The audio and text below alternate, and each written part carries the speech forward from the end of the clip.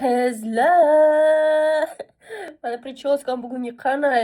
Men bunaqa qo'lchalarim bilan qildim. Прикиньте, endi sizlarga prichoska videosini ham olsam bo'ladi. Sochlarim ozgina o'sgan. Faqatgina lak, nimadirlar olishim kerak. Sizlarga prichoska videolar olsam bo'ladi. Direktimga eng ko'p keladigan savollar haqida sizlar bilan gaplashaylik. Birinchi savol bu, конечно же, qanaqa tush? Shu tush Essence. Ikkinchi savol, nima uchun tirnoq qildingiz? Ro'za tugamabdi.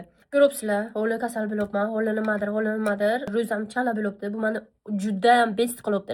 Meni sog'ligim menga kerak, потому что bilasizlar, hozir syomkalarim boshlangan, ishlarim. Ishlamasam tishlamayman. Hammamiz biz odam, bilasizlar. Mana qanday bor, shuni sizlarga aytaman, yashirgim kelmaydi. Keyin ko'p so'raysizlar, nima uchun eringizni oldiga qolmaysiz deb so'radingizlar. Bilasizlar, hozir hammani deport qilyaptilar, nima qilyaptilar. Narsa haqida sizlarga aytib bergandim. Bu yerda ham biz hech nimasiz yashab bilmaymiz. Va shu yil meni planlarim juda ham katta. Ochilib bu kreditlarimni berish, telefonlarim, ikkalasiga ham kreditini berishim kerak. Plus uy harakati. Bizda hozircha uy yo'q. Hozir men onamning uylaridaman. Bu uchun sizlar faqat menga podдержка qilinglar и всё. Bilaman, hammani ham sharoiti yo'q. Mana reklamamdan nimadir zakaz qilishga, kabi o'sha qo'yayotgan reklamalarimni profillariga kirib, aktiv bo'lib, podpisatsiya bo'lsinglar yoki qo'yinglar. Men ham qo'limdan kelgancha sizlarga harakat qilib, kontent yoki inakda konkurslar qilaman, kosmetikalarni beraman, narsalarimni beraman. Hammaga xayrli kech.